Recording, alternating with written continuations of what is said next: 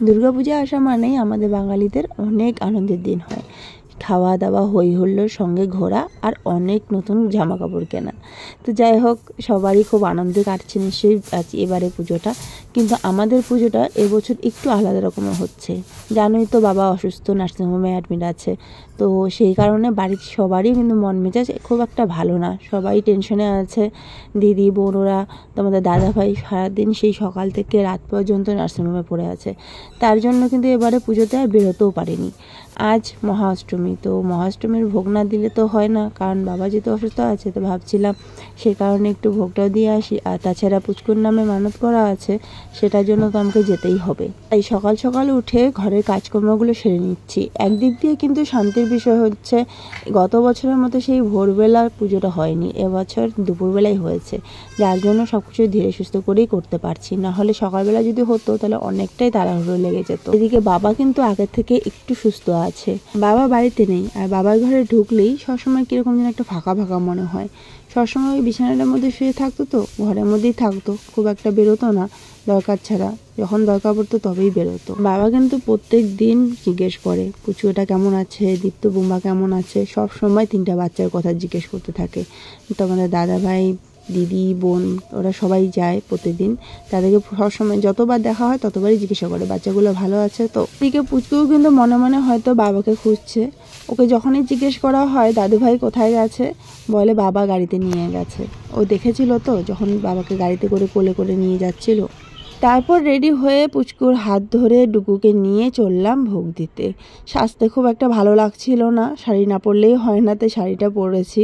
গয়না হাতে উঠাতে, গলায় উঠাতে আর ইচ্ছে করছিল না, তাই সিম্পলভাবে শাড়িটা পরে নিয়েছিলাম। আজকের গরমটা কিন্তু অনেক বেশি দিয়েছে, সেখানে দাঁড়িয়ে থাকা যাচ্ছে না। প্যান্ডেলের ভিতরে ফ্যান দিয়েছে, তোমরা হয়তো দেখতেই পারছো, কিন্তু সেই ফ্যানের নিচে আর দাঁড়ানোর মতো জায়গা থাকে না। অনেকজনই আছে, মাঝে মধ্যে হাওয়া হচ্ছে, তবে সেই হাওয়া আর গায়ে লাগছে না। তো ডুগুকে আর পুচকুকে নিয়ে কমিটির বসার জায়গায় এখানে নিয়ে এসেছি। এখানে ফ্যান আছে, ফ্যানের নিচে ওদেরকে বসিয়ে দিয়েছি, যে পুচকু বসেছে আর ডুগু ওখানে বসবে, আর আমি যাব অঞ্জলি দিতে। ওই যে দেখো, ডুগুকে আর পুচকুকে বসিয়ে দিয়েছি ফ্যানের নিচে, যেখানে বসিয়ে দিয়েছি সেখানেই বসে আছে, আর আমি হচ্ছে এই জায়গায় আছি। ভেতরে কতটা ভিড় লেগে আছে, আমি সবার পেছনে। পুষ্পাঞ্জলি শুরু হয়ে গেছে, যে হাতে ফুল পেয়ে গেছি, পুষ্পাঞ্জলি দেবো।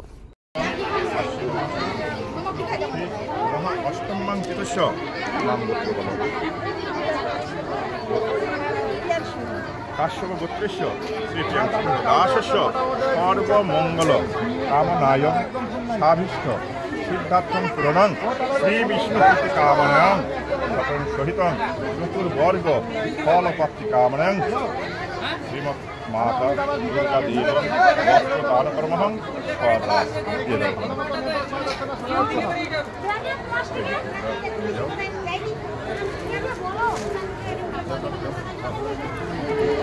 কোথায় খেতে এখন মামা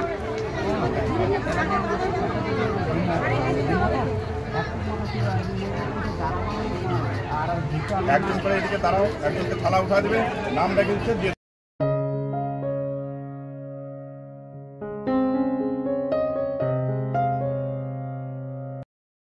দেখো মা কি রান্না করেছে, সয়াবিনের তরকারি আলু দিয়ে।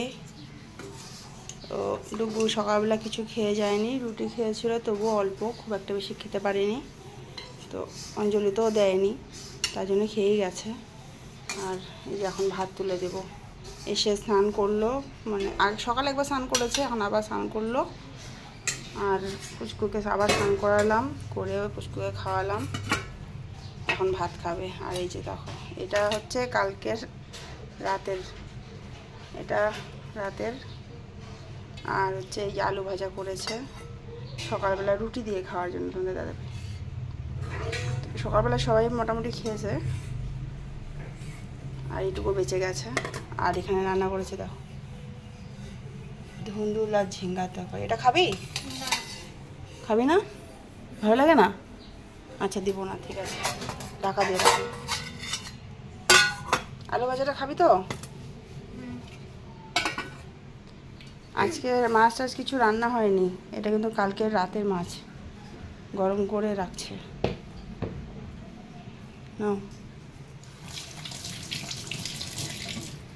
বসে পড়।